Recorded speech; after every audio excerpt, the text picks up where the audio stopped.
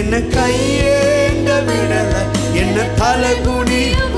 ஒருவேளை இல்லை பாஸ்டர், நான் கையேந்திக்கிட்டு தான் இருக்கேன், இப்போ வரைக்கும் என் வாழ்க்கை கையேந்திர வாழ்க்கையாக தான் இருக்குது அப்படின்னு சொன்னால் கூட பரவாயில்ல. உங்கள் சூழ்நிலை அப்படி இருந்தாலும் பரவாயில்ல. நீங்கள் இவ்வளவு நாள் எங்கேயோ கையேந்தினீங்கல்ல, இப்போ இவர்கிட்ட கையேந்து சொல்லுங்க, இனிமேல் என்னை கையேந்த விட மாட்டீங்க ஆண்டவரே.